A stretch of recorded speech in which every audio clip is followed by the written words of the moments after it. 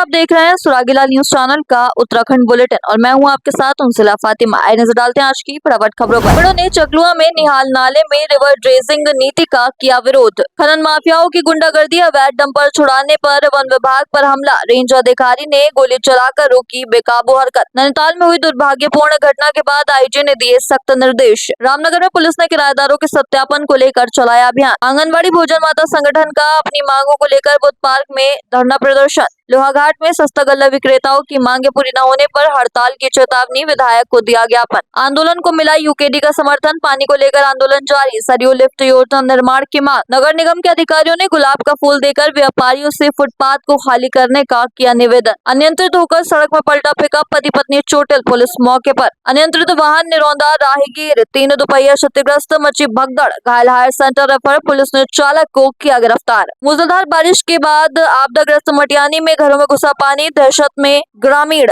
बद्री केदार मंदिर समिति के अध्यक्ष और उपाध्यक्ष किए गए नियुक्त। अब खबरें विस्तार से। चकलुआ में निहाल नाले में रिवर ड्रेजिंग की सुगबुगाहट होते ही ग्रामीणों में विरोध शुरू हो गया। ग्रामीणों ने निहाल नाले रिवर ड्रेजिंग नीति का विरोध करते हुए कालाढूंगी तहसील पहुंचकर हो रहे टेंडर को रुकवाया, वहीं नारेबाजी भी की। संवाददाता दीपक अधिकारी की रिपोर्ट। और 2 साल से आ रही है खड़गपुर और बिद्रामपुर और रामपुर नाला, जो इन गांवों से होकर के, इनकी सीमाओं से होकर के गया हुआ है। ये विगत वर्षों से, क्योंकि इनमें इन्होंने रिटर्निंग वॉल नहीं लगाई गई है यहाँ पर, और तहसील प्रशासन की लापरवाही से बार बार ये नाला भयावह रूप लेता जा रहा है। ये दिन प्रतिदिन नुकसान होते जा रहा है। कई घर जमींदोज हो चुके हैं, इस क्षेत्र के कई घर बर्बाद हो चुके हैं, कई लोग बेघर हो गए, क्योंकि इस क्षेत्र में, ये क्षेत्र जो है पूर्व सैनिकों का क्षेत्र है। ये क्षेत्र में खेतीहर काश्तकारों का क्षेत्र है। अपने जीवन भर की कमाई से 1 बीघा 2 बीघा 3 बीघा में ये क्षेत्र के लोग जीवन यापन कर रहे हैं। उनकी ज़मीनें बिल्कुल इस नाले से बह करके जमींदोज हो चुकी हैं। हम सरकार से चाहते हैं कि, क्योंकि जो नाला जहाँ से आकर आ रहा है, इसका जो तटबंध है, ऊपर वन विभाग में उनके अधिकारियों से भी हमने कहा कि तटबंध में ये वाटर डाइवर्जन करा जाए। इसका नाला आधा ये निहाल नदी की तरफ को दिया जाए, निहाल नदी से जो आता है आधा कालीगाड़ की तरफ भागड़ा नदी को दिया जाए, और आधा बौर नदी को दिया जाए। देखिए, रिवर ड्रेजिंग के टेंडर यहाँ से निकले हुए हैं और आज नीलामी की तिथि निर्धारित है। ग्रामीणों द्वारा इसमें विरोध किया जा रहा है, और परंतु इसकी पत्रावली का जब अवलोकन किया गया तो ये पाया गया कि जो तत्समय ग्राम प्रधान और क्षेत्र पंचायत सदस्य हैं, उनके द्वारा इसमें सहमति व्यक्त की गई है कि रिवर ड्रेजिंग का कार्य कर लिया जाए। यदि नीलामी करता कोई आता है तो टेंडर की प्रक्रिया की जाएगी। देखिए, ग्रामीणों द्वारा डाइवर्जन की मांग की जा रही है, वो भी आरक्षित वन क्षेत्र में। आरक्षित वन क्षेत्र में क्योंकि पूर्व में भी यहाँ पे वार्ता की जानी विदित है और इसकी अनुमति नहीं दी गई थी, और फिर भी क्योंकि ग्रामीणों की ये मांग है, तो एक बार इसमें निश्चित तौर से फॉरेस्ट के साथ वार्ता की जाएगी। मामला बिद्रामपुर और ये रामपुर, खड़गपुर, लछमपुर, इन ग्राम प्रतापपुर, इन ग्रामों के बीच में जो नाला बह रहा है, निहाल नाला बोला जाता है इसको, इसके द्वारा जो पानी आता है, उसमें जो अभी सरकार ने ड्रेजिंग, रिवर ड्रेजिंग में ये खोदना चाह रहे हैं, उसके विरोध में ग्रामीण यहाँ पर इकट्ठे हुए। इस मामले में 2 साल पहले भी यहाँ पर विवाद हो चुका है। उस बार भी ये टेंडर प्रक्रिया निरस्त हो गई थी। इसके बाद जब पिछले साल इसमें बाढ़ आई तो पूरे ग्रामीण, विधायक महोदय, सांसद महोदय, डीएम महोदया, एसडीएम महोदया और डीएफओ सबके पास गए। हमारी एक ही डिमांड थी कि आप निहाल नाले को चैनलाइज करके कालीगाड़ और भाखड़ा नदी में डाइवर्जन करें। लेकिन इसमें डीएफओ साहब ने क्लियर बोला, जंगलात में हम नहीं कर सकते। रिवर ड्रेजिंग की ज़रूरत मेरे हिसाब से और ग्रामीणों के हिसाब से इस नदी में, इस नाले में नहीं है। ये ज़रूरत है निहाल नदी में। अगर ये डाइवर्जन हो जाएगा तो ग्रामीणों को तो वैसे ही दुख टल जाएगा। हम ये चाहते हैं कि यहाँ पर न होके ये होए निहाल नदी में, और उसको डाइवर्जन करके कालीगाड़ और भाखड़ा में कन्वर्ट किया जाए। आपका नाम? मेरा नाम मोहन सिंह खोलिया, मैं एक पूर्व सैनिक हूँ। पिछली बार मेरी 2 बीघा ज़मीन बही थी, और इस बार तो लोगों का इससे भी कहीं 10 गुना ज़मीन बही है। ग्रामीण सारे परेशान हैं, लेकिन कोई सुनने को तैयार नहीं। अवैध खनन के खिलाफ जब प्रशासन सख्ती दिखाता है तो माफिया और भी ज्यादा हिंसक हो जाते हैं। उत्तराखंड के तराई पश्चिम वन प्रभाग में शनिवार को ऐसा ही एक सनसनीखेज मामला सामने आया, जब खनन माफियाओं ने पकड़े गए डंपर छुड़ाने के लिए वन विभाग की टीम पर हमला बोल दिया। टीम ने हालात बेकाबू देखते हुए गोलियां चलाकर डंपर को रोका। संवाददाता राजीव अग्रवाल की रिपोर्ट। देखिए, हमारा तराई पश्चिमी वन प्रभाग के द्वारा हम लोग अवैध खनन के विरुद्ध लगातार कार्रवाई करने में लगे हुए हैं और जहाँ पे भी थोड़ी भी शिकायत मिलती है अवैध खनन की तुरंत हमारी टीम जाकर के कार्रवाई करती है। ऐसे ही आज हमारी सुरक्षा बल की टीम नीचे जो हमारा उधम सिंह नगर का क्षेत्र था वहाँ पर गश्त में थी, तो उनको अवैध खनन करते हुए 4 वाहन दिखे, तो उनको उन्होंने पकड़ करके अपना चौकी अपनी अभिरक्षा में लेकर के चौकी में लेकर के आ रहे थे, तो कुछ लोगों ने उनको छुड़ाने का प्रयास किया। तो उसी के प्रयास को विफल करने के लिए उनके टायर गाड़ियों के टायर में उन्होंने फायर करके उसको टायर बर्स्ट किए, जिससे कि वो ले ना जा सके, और उसके बाद वो गाड़ियां हमने अपने कब्जे में ले ली। और उसको कार्रवाई की जा रही है। निश्चित तौर पर जो गाड़ियां जो भी उनका रजिस्ट्रेशन है वन निगम के साथ में, उसको कैंसिल करने के लिए और उसको निरस्त करने के लिए वन निगम को कल इस पर पत्र लिखा जाएगा, और आगे भी इनके विरुद्ध अगर कोई इस तरह की घटनाएं अगर वो लोग करते हैं तो और भी पुलिस में FIR कराने की कार्रवाई। नैनीताल में हुई दुर्भाग्यपूर्ण घटना के बाद सरोवर नगरी में कुछ समय से स्थिति तनावपूर्ण चल रही थी, जिसके बाद IG ने सख्त निर्देश जारी किए हैं। उन्होंने कहा है कि कुछ समय पहले स्थिति तनावपूर्ण जरूर रही, लेकिन अब हालात पूरी तरह से सामान्य हो गए हैं। कुछ असामाजिक तत्वों द्वारा ये भ्रामक सूचना फैलाई जा रही है कि नैनीताल पर्यटकों के लिए सुरक्षित नहीं और होटल बुकिंग रद्द की जा रही है, लेकिन प्रशासन ने स्पष्ट किया कि ये केवल एक अफवाह है। संवाददाता दीपक अधिकारी की रिपोर्ट। अभी वाला और कुआरब वाला रूट है, उस रूट का स्लोप स्टेबलाइजेशन का काम चल रहा है, क्योंकि वो रूट मानसून में बंद हो जाता है। देखिए, मैं यही कहना चाहूँगी कि नैनीताल में कानून व्यवस्था की स्थिति बिल्कुल ठीक है और हम टूरिस्ट का स्वागत करते हैं। आप लोग नैनीताल में आए, कैंची धाम में आए, हमारे अन्य पर्यटक स्थलों पर आए। यहाँ पर उत्तराखंड पुलिस सदैव आपकी सुरक्षा के लिए, आपकी सेफ्टी के लिए तत्पर है। साथ ही साथ आपके चैनल्स के माध्यम से मैं यह भी अपील करना चाहूँगी कि सोशल मीडिया पर हम लोग बहुत ऐसे वीडियोस, बहुत ऐसे इनपुट्स देख रहे हैं जिस पर बिना सोचे समझे हम विश्वास कर लेते हैं। तो आप प्लीज़ इन वीडियोस पर विश्वास करने से पहले एडमिनिस्ट्रेटिव हमारी तरफ से जो बयान जारी हो रहे हैं उनकी ओर ज़्यादा ध्यान दीजिए। सोशल मीडिया पर भ्रामक सूचनाएं फैलाने वाले, वीडियोस डालने वाले जिनसे कि लोगों में पैनिक स्प्रेड हो, रूमर्स आगे फैलें, उनके विरुद्ध कड़ी से कड़ी कार्रवाई करने के निर्देश हमने सभी जनपदों के सोशल मीडिया मॉनिटरिंग सेल्स को दिए हैं। मैं एक बार फिर से वार्न करना चाहूँगी कि सोशल मीडिया पर जो भी डाला जाए उस कंटेंट पर किसी भी प्रकार से पैनिक या रूमर स्प्रेड होते हैं तो संबंधित सोशल मीडिया हैंडलर्स के विरुद्ध कड़ी से कड़ी कार्रवाई जो है उत्तराखंड पुलिस द्वारा की जाए। रविवार को रामनगर में कोतवाली पुलिस ने उत्तराखंड पुलिस PSC तथा सीमा सुरक्षा बलों के जवानों के साथ नगर के विभिन्न इलाकों में किराएदारों के सत्यापन को लेकर एक बड़ा अभियान चलाया। पुलिस द्वारा चलाए गए अचानक इस अभियान से जहां लोगों में हड़कंप मच गया, तो वहीं पुलिस ने सभी मकान मालिकों से किराएदारों का सत्यापन कराकर पुलिस को सहयोग करने की अपील की। संवाददाता राजीव अग्रवाल की रिपोर्ट। देखिए, अभी रामनगर क्षेत्र में हमारे जो उच्च अधिकारी हैं उनके आदेशों पर लगातार ये बाहरी व्यक्तियों का सत्यापन अभियान चलाया जा रहा है। इसके अंदर हमने पुछड़ी से अभी फ़िलहाल आज की डेट में पुछड़ी एरिया और खताड़ी एरिया के अंदर टीमें बना रखी हैं और उनकी सुरक्षा हेतु जो आउटर कॉर्डन में हमारी SSBs लगी हुई हैं और हमारी जो टीमें सत्यापन कर रही हैं उसके साथ PSC और जो हमारा आम बल है वो हमने तैनात कर। प्रगतिशील भोजन माता संगठन द्वारा अपने स्थायी रोजगार व न्यूनतम वेतन की मांग को लेकर हल्द्वानी के बुद्ध पार्क में प्रदर्शन व सभा की गई, जहां संगठन की महिलाओं ने सरकार के रवैये पर नाराजगी जताते हुए कहा कि प्रदेश के विभिन्न शासकीय विद्यालयों में 32,000 भोजन माताएं अपनी सेवाएं दे रही हैं। पिछले कई सालों से मानदेय बढ़ाने की मांग की जा रही है, लेकिन सरकार उनकी किसी भी मांग पर ध्यान नहीं दे रही। अगर सरकार उनकी मांगों पर ध्यान नहीं देती तो उनका धरना प्रदर्शन जारी रहेगा। संवाददाता दीपक अधिकारी की रिपोर्ट।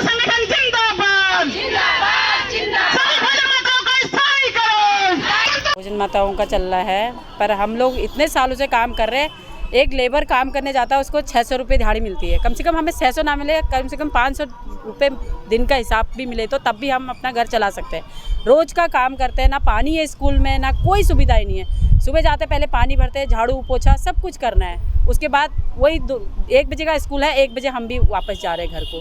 तो कम से कम हमारा तनख्वाह जो है वो ठीक तो मिले, तनख्वाह तो ठीक मिले, कम से कम हम अपने बच्चों के भरण पोषण अच्छे से कर सकें। हम दिन से सुबह से लेकर शाम तक लगे रहते हैं, तो हमारे बच्चों का ही पूरा नहीं हो रहा उससे, तो क्या करेंगे हम। मेरा नाम रूपा है और हम चूल्हे पे खाना बनाते हैं, गैस नहीं दिया जाता है हमें, और 300 बच्चों को हम खाना बनाते हैं चूल्हे पे ही। क्यों बैठे हो यहाँ पे? क्योंकि हम धरना लगा रहे हैं, क्योंकि हमें गार्डन वार्डन का सभी काम किया जाता है, करना पड़ता है, चाय भी बनाते हैं, और हमारी जो वो है मान्यता वो ज़्यादा की जाए। चाहे तो एक साथ होनी चाहिए, सब लोग एक साथ बैठना ही नहीं चाहते। पापा ट्राई दिस। लो सब लपक लिए।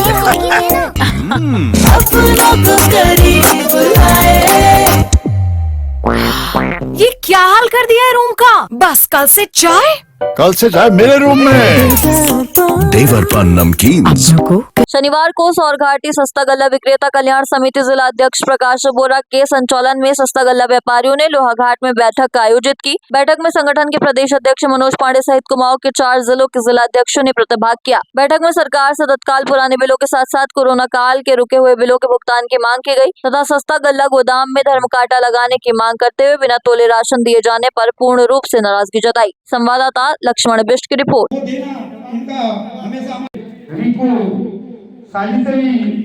निवेदन करूंगा।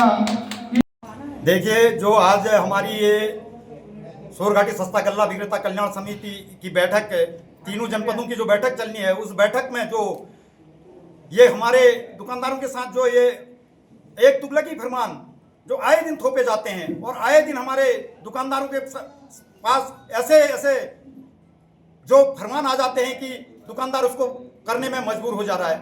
आज सरकार में इतने लंबे समय से हमारे दुकानदार यहाँ पे दुकानदारी कर रहे हैं, जिन्होंने सरकार की जन कल्याणकारी योजनाएं प्रत्येक ग्राम सभा में घर घर तक ये जन कल्याणकारी योजनाएं हमारे दुकानदारों के द्वारा उनको राशन उपलब्ध कराया गया, जो कि आज उन्हीं दुकानदारों को आज अपनी आजीविका चलाने के लिए, अपने बच्चों के भरण पोषण के लिए भी आज एक दाने को मोहताज होना पड़ रहा है। क्योंकि सरकार की जो ये ऐसी नीतियां चली हैं उसके खिलाफ आज हम लोग एकजुट होने को तैयार हैं। अगर हमें इसी तरह से आने वाले भविष्य में परेशानियां उठानी पड़ी तो पूरा जनपद चंपावत और तीनों जनपदों के हम एक सामूहिक इस्तीफा देने को तैयार रहेंगे। जय उत्तराखंड, जय भारत।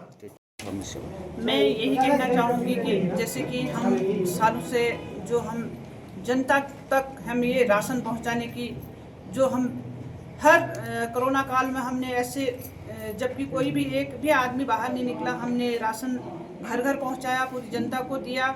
उसके बाद हमें कोई कुछ हमारे बिलों का आज तक भुगतान नहीं हुआ, कोरोना काल से लेकर आज तक।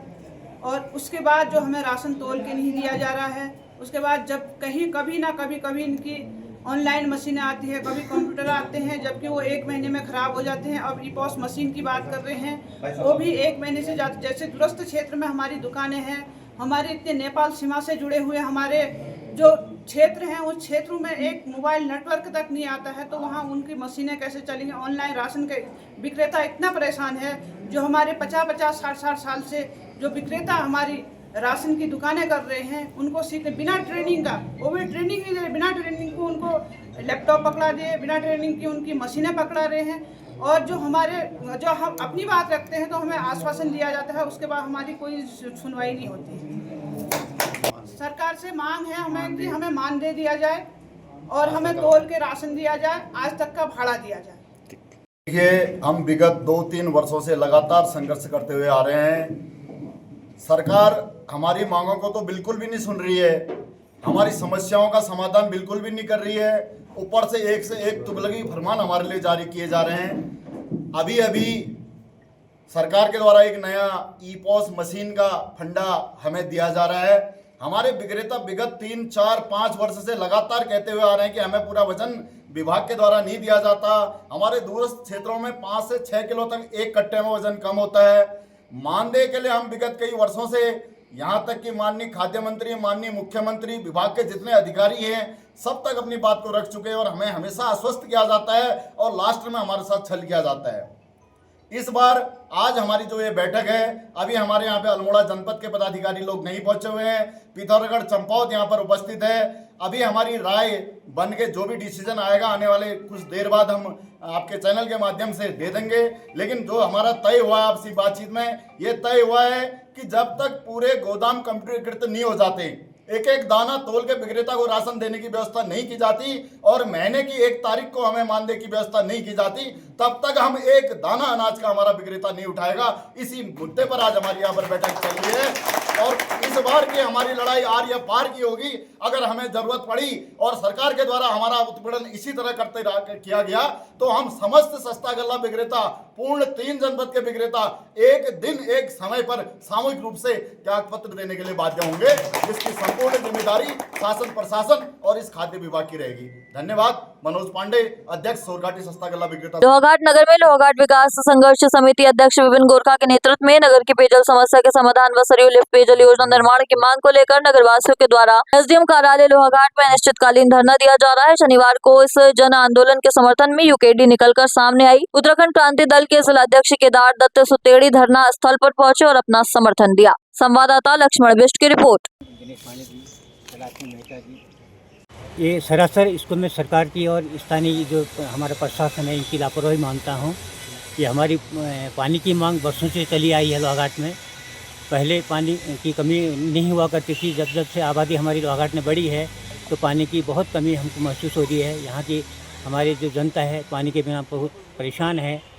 मैं उत्तराखंड क्रांति दल के जिलाध्यक्ष के नाते यहाँ की सरकार से, यहाँ के प्रशासन से मांग करता हूँ कि जल्दी गुमराह न करके हम लोगों की जनता को तुरंत पानी की व्यवस्था यहाँ पर करें और सरयू लिफ्ट योजना जो सालों से लंबित पड़ी है उसको शीघ्र शुरू करने की मैं अनुरोध करता हूँ यहाँ के शासन से, प्रशासन से, यहाँ की सरकार से। ये सरासर इन लोगों की मतलब अंधेरगिर्दी और गुंडागर्दी है यहाँ की बीजेपी वालों की। चुनाव के समय पर इन लोगों ने बिल्कुल नारा दिया था, कभी लोग डीएम के यहाँ ज्ञापन देने जा रहे थे, कभी सीएम के यहाँ ज्ञापन देने जा रहे थे अपने वोट करने के लिए। आज ये लोग छुपे बैठे हैं अपने घरों में और कोई इस मांग के लिए यहाँ पर हमारी लोहाघाट जो विकास संघर्ष समिति बनी है, ये बेचारे यहाँ पर संघर्ष कर रहे हैं। इनका साथ देने के लिए अभी तक यहाँ के भाजपा के कोई नेता यहाँ पर नहीं आता है और सिर्फ वो लोग अपना मतलब उल्लू सीधा करने में लगे हैं और अपना वोट बैंक बना रहे हैं। विपक्ष, हमारा विपक्ष यहाँ पर अब बटा हुआ था और अब यहाँ पर हम लोग एकत्रित हो रहे हैं और यहाँ पर विपिन गोरखा जी के नेतृत्व पे बिल्कुल इस आंदोलन को हम बिल्कुल मुकाम तक पहुँचा के रहेंगे। बिल्कुल सही बात है। सवाल आपका बहुत है। 25-30 सालों से लोहाघाट की जनता एक गंदे पानी पीने को तैयार है और जिसकी वजह से यहाँ पीलिया हो रहा है, टाइफाइड के मरीज। आपको 40% अस्पताल में टाइफाइड और पीलिया के मरीज मिल जाएंगे। ये परेशानी इतनी होगी ना। हमने इस क्षेत्र के विकास के लिए सबसे पहले जल की बात की गई थी, तो बहुत पहले से ये सरयू लिफ्ट योजना की बात की। मुख्यमंत्री जी भी घोषणा करके हैं और यहाँ के जनप्रतिनिधि भी घोषणा करके हैं, लेकिन दुर्भाग्य इस बात का है कि ये धरातल पर नहीं उतर पाई है और हम संघर्ष करेंगे। जब तक ये सरयू लिफ्ट योजना अगर नहीं होती है तब तक हम संघर्ष करते रहेंगे। इसके लिए हमें आमरण अनशन करना के या आंदोलन करना पड़े, जो भी आंदोलन होगा एक नई सिरे से नई रणनीति तब तक नहीं छोड़ेंगे जब तक हमको स्वच्छ पीने को पानी नहीं मिलेगा। इस समय तो लोहाघाट में तो बहुत ही ज़्यादा भारी किल्लत है। देखिए पानी भी आ रहा है, चौथे दिन में आ रहा है, वो भी पीला। टाइफाइड हो रहा है, पीलिया हो रहा है। मैं सरकार से यही गुहार करूंगी, विनती करूंगी कि सरयू नदी का जो हमारे लिफ्ट परियोजना उसको जल्दी से जल्दी लागू किया जाए और धरातल पे दिखे। और ये हमेशा वादा रहता है हर सरकार का। विगत पिछले साल भी आश्वासन दिया था कि हम जल्दी से जल्दी ये कार्य पूरा करेंगे, अभी तक नहीं हुआ। इसलिए हम सरकार से यही उम्मीद करते कि इस साल तो हमें सरयू नदी की जो लिफ्ट योजना है उसको जल्दी से जल्दी पूर्ण करें। रुद्रपुर में व्यापारियों द्वारा फुटपाथ पर किए गए कब्जे को लेकर नगर निगम के अधिकारियों ने गांधीगिरी दिखाई। नगर निगम के मुख्य नगर अधिकारी नरेश दुर्गापाल और मेयर विकास शर्मा ने कर्मचारियों के साथ बाजपुर पहुंचकर फुटपाथ पर कब्जा करने वाले व्यापारियों से मुलाकात की। उनको गुलाब का फूल देकर उनसे निवेदन किया कि फुटपाथ को खाली किया जाए, अन्यथा आने वाले समय में नगर निगम के कर्मचारियों के द्वारा फुटपाथ पर रखे गए सभी सामान को जब्त कर लिया जाएगा। संवाददाता दुर्गेश तिवारी की रिपोर्ट। तो अंदर ही जाएगा ना, माल तो जाएगा, बड़ा सुंदर बन जाएगा जब आप देखिए, हमने अभी एक व्यापारियों के साथ संवाद भी रखा था और सारे व्यापारियों से हमने निवेदन किया था कि जो फुटपाथ है इस पर 15 करोड़ रुपए नगर निगम ने खर्च किया है और 15 करोड़ रुपए से ये एक सुंदर मार्केट बना है। लेकिन यहाँ लोगों ने इस फुटपाथ पे भी देखो आप कब्जा कर रखा है, स्टूल लगा रखे हैं, बेंच लगा रखे हैं, बोर्ड लगा रखे हैं, कपड़े टांग रखे हैं और इनको बार बार हम निवेदन कर रहे हैं। हमारा अनाउंसमेंट भी लगातार 3 महीने से चल रहा है, हमने मीटिंग में भी करके इनको आग्रह कर दिया है। आज हमने गांधीगिरी अपनाई है। आज मेरे नगर में, हमारे सहायक नगर में तो पूरी टीम हम आए हैं। हम अपने व्यापारियों से निवेदन कर रहे हैं, हम इन्हें गुलाब की कली दे रहे हैं, हम इन्हें समझा रहे हैं कि आप फुटपाथ खाली रखिए, ये शहर है, आपका शहर है, सुंदर शहर है और कहीं ना कहीं ऐसे व्यापार यहाँ बढ़ेगा।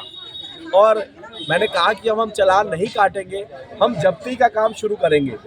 आज इनको हम पुनः आगाह कर रहे हैं। अब इसके बाद से हमारी टीम हमने एक बाजार के लिए बना दी है जो रैंडम जिग-जैग कभी सुबह कभी शाम आएगी और इन सामानों को भरेगी और लेके जाएगी। अभी जितना भी सामान जब्त हुआ था हमने कोई भी सामान वापस नहीं किया है। नहीं तो पहले क्या होता था कि सामान जब्त होता था, बाद में नगर निगम से जाके ले आते थे। आप मीडिया से भी मैं कहना चाहता हूँ, आप जाके देख के आइए, हमने किसी का एक बोर्ड भी वापस नहीं किया है। और ये पहले से हमने मन बना रखा, ना कोई खिलौना वापस होगा, ना कोई कपड़ा वापस होगा, ना कोई टीवी वापस होगा, ना कोई फ्रिज वापस होगा। हमारे पर्यावरण मित्रों के भी बच्चे हैं, ये सारा सामान उनके यूज आएगा। ये मैंने तय कर दिया है, ये सारा सामान पर्यावरण मित्रों को बटेगा। और क्योंकि चालान से ये लोग समझने वाले नहीं हैं, आज हम पुनः निवेदन करने आए हैं। मीडिया भी हमारे साथ है, मीडिया के माध्यम से भी हम रिक्वेस्ट करना चाहते हैं। हम इस शहर को अच्छा बनाना चाहते हैं, ट्रैफिक मुक्त बनाना चाहते हैं। जो बिजनेस शहर से बाहर जा रहा है उसे व्यापारियों तक पहुंचाना चाहते हैं ताकि इनका बिजनेस बढ़े। मैं पहले भी कहता आया हूं कि इन्होंने अप्रैल की अपनी सेल देखी है, अगर आप फुटपाथ खाली करेंगे और मई की अपनी सेल चेक कर लेंगे। और इनसे अनुरोध भी करना चाहता हूं कि जो इनकी हमारी पार्किंग है, आप वहां पे अपनी गाड़ी खड़ी करें, आप गाड़ियां बाजार में खड़ी ना करें, इस पर भी हम कार्रवाई करेंगे। और वहाँ निःशुल्क हम खड़ी कर रहे थे, अप्रैल का महीना हमने निःशुल्क दिया है, अब मई से पुनः चार्ज शुरू हो गए हैं। और जो दुकानदार हैं इनके लिए हम पास बना देंगे, इनको छूट दे देंगे। अगर ये अपना पास बनवाना चाहते हैं तो ये भी निगम से संपर्क कर सकते हैं। लोहाघाट पिथौरागढ़ राष्ट्रीय राजमार्ग में आज एक बड़ा हादसा होने से बाल बाल बच गया। जानकारी के मुताबिक हल्द्वानी से मुनस्यारी की ओर जा रहा पिकअप शनिवार शाम करीब 5:30 बजे के लगभग अनियंत्रित होकर लोहाघाट पिथौरागढ़ राष्ट्रीय राजमार्ग में सिंगदा घाट के पास अनियंत्रित होकर सड़क में पलट गया। दुर्घटना में वाहन स्वामी बिशन रावत व उनकी पत्नी उमा रावत निवासी मुनस्यारी को मामूली चोटें आई। आसपास के लोगों ने दोनों को वाहन से बाहर निकाला और पुलिस को घटना की सूचना दी, जिसके बाद पुलिस द्वारा घायलों का हालचाल पूछा गया। संवाददाता लक्ष्मण बिष्ट की रिपोर्ट। ठीक है, कोई दिक्कत नहीं है। चाहे तो एक साथ होनी चाहिए, सब लोग एक साथ बैठना ही नहीं चाहते। पापा, try this. लो, सब लपक लीजिए।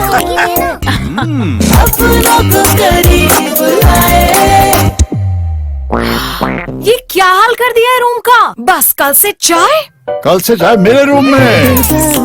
देवर पान नमकीन।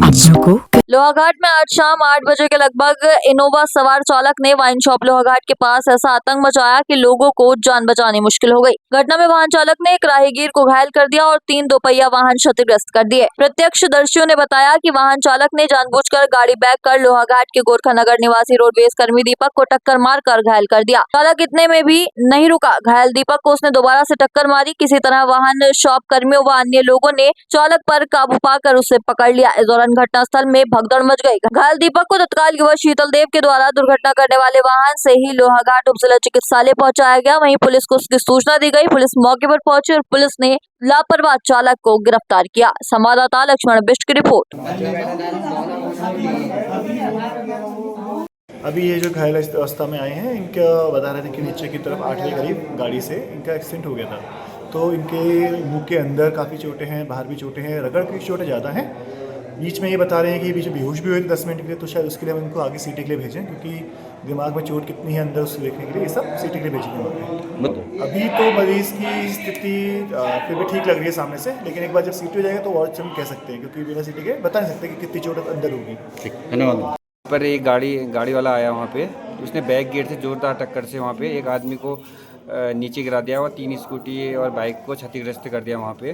फिर उसके बाद मैं उसी गाड़ी में जो घायल व्यक्ति था मैं उसको हॉस्पिटल लाया। अभी उनका ट्रीटमेंट चल रहा है और हालत में अभी थोड़ा सुधार है उनका। पुलिस नहीं पहुँची थी, पुलिस को फ़ोन किया और वहाँ पे होते हुए पुलिस की गाड़ी भी गई और वो भी नहीं रुकी। मदद नहीं मिल पाई, पुलिस से कोई मदद नहीं मिली। वहाँ पे बड़ा हादसा हो सकता था, वो मौका मिलते ही हमें गाड़ी मिल गई और हमें हॉस्पिटल पहुंचाया उसी गाड़ी में जिस गाड़ी से ठोकर। चंपावत जिले के लोहाघाट ब्लॉक के नेपाल सीमा से लगे आपदाग्रस्त मटियानी ग्राम सभा के नकेला तोक में आज शनिवार शाम को ही मूसलाधार बारिश से सड़कों से बहता हुआ पानी व मलबा लोगों के घरों में घुस गया, जिस कारण लोग दहशत में आ गए। संवाददाता लक्ष्मण बिष्ट की रिपोर्ट। आप वो देख सकते हैं सामने रोड के हाल, ये हाल कर दी है। देखो जो कि इन लोगों ने पिछले हफ्ते यहाँ से रोड कटी।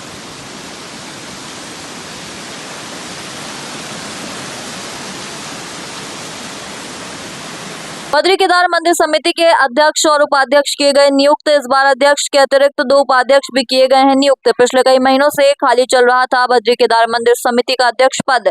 हेमंत द्विवेदी को बनाया गया। बद्री केदार मंदिर समिति का अध्यक्ष ऋषि प्रसाद सती और विजय कपरवाड़ को बनाया गया बद्री केदार मंदिर समिति का उपाध्यक्ष। बद्रीनाथ केदारनाथ मंदिर समिति के कार्यक्षेत्र में किया गया विस्तार। संवाददाता सुनील राज की रिपोर्ट। आज के लिए बस इतना ही। ऐसी सभी खबरों के लिए जुड़े रहिए सुरागीलाल न्यूज चैनल के साथ। धन्यवाद।